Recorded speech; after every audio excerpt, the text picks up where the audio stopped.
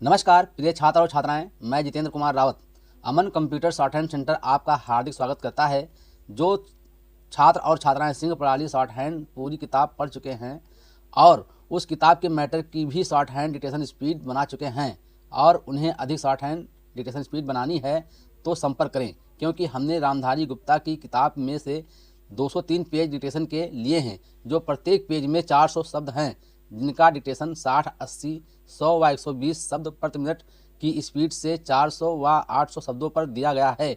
जो छात्र व छात्राएं विधिवत रूप से इन मैटरों का होमवर्क करके व्हाट्सएप पर चेक करा के अपनी शॉर्ट हैंड डिक्टेशन स्पीड बढ़ाना चाहते हैं या आउटलाइन प्राप्त करना चाहते हैं या शॉर्ट हैंड पढ़ना चाहते हैं तो संपर्क करें। मोबाइल नंबर 91 98 94 39 41, दूसरा है 700 790 52 75। अतः संपूर्ण पढ़ाई व्हाट्सएप पर वीडियो के माध्यम से कराया जाएगा। धन्यवाद। Start. सभापति महोदय, मैं रक्षा मंत्रालय की मांगों का समर्थन करने के लिए खड़ा हुआ हूँ। वर्तमान घटनाओं से पता चलता है कि संसार का हर देश अपनी सुरक्षा के बारे में चिंतित है और उसके लिए हर प्रयत्न कर रहा है। इस दृष्टि से अन्य देशों की तरह हमारे देश में भी रक्षा मंत्रालय का महत्व है। मुझे इस बात की खुशी है कि जहां अन्य मंत्रालयों की उनके पिछले साल के कामों के बारे में काफ़ी आलोचना हुई है, वहां इस मंत्रालय की कम आलोचना हुई है। इससे पता चलता है कि इस मंत्रालय ने पिछले साल अच्छा काम किया है।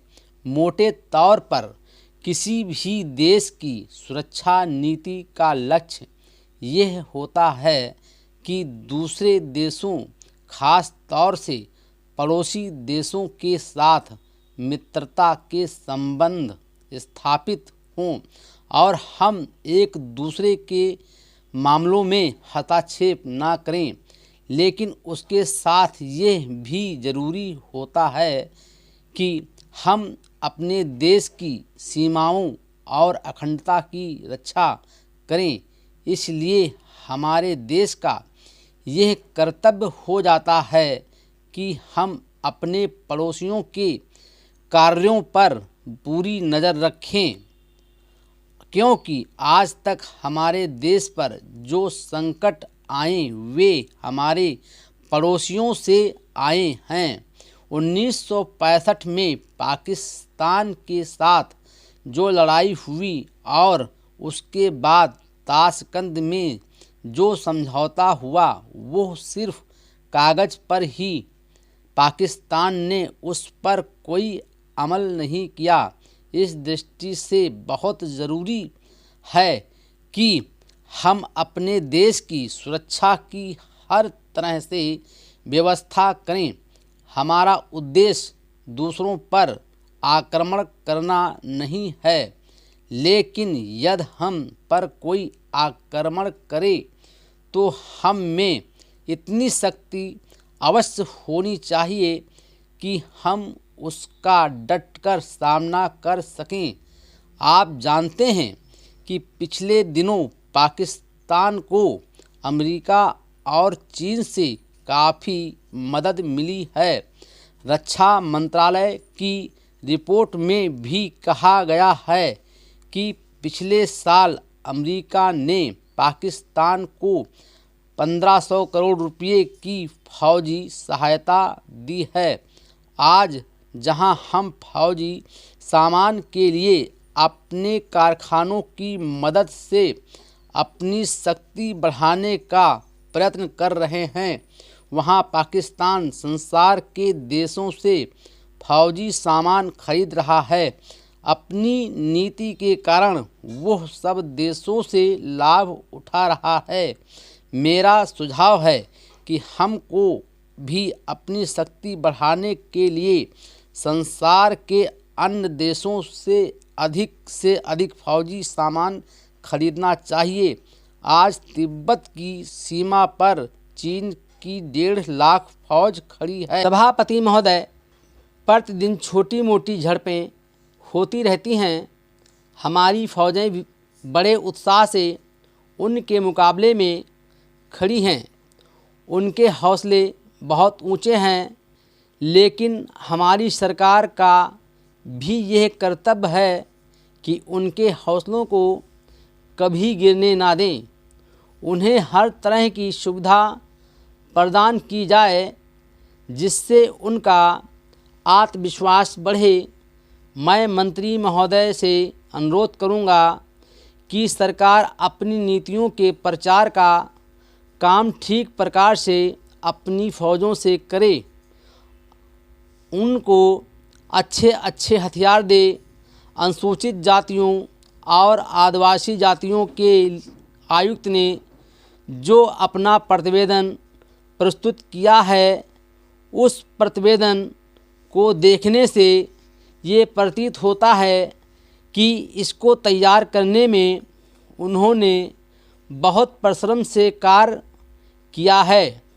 इसके लिए मैं उनको और उनके सहयोगियों को धन्यवाद देता हूं, परंतु साथ ही साथ इस प्रतिवेदन के संबंध में कुछ आवश्यक निवेदन भी करना चाहता हूं। पहली बात तो ये है कि इस प्रतिवेदन को देखने से ऐसा प्रतीत होता है कि इन कार्यों के लिए जिस धन का उपयोग होता है वह 3 साधनों से उपलब्ध होता है। केंद्र सरकार द्वारा, राज्य सरकार द्वारा और कुछ गैर सरकारी संस्थाओं द्वारा प्रतिवेदन के अनुसार जितना धन इन कार्यों पर व्यय करने के लिए दिया जाता है, उतना धन पूरी तरह से व्यय नहीं हो पाता। मैं ये नहीं कह सकता कि आवश्यकता से अधिक धन दिया जाता है या कार्यकर्ताओं को वो धन प्राप्त ही नहीं होता, जिसके कारण से वो बिना खर्च हुए बच जाता है।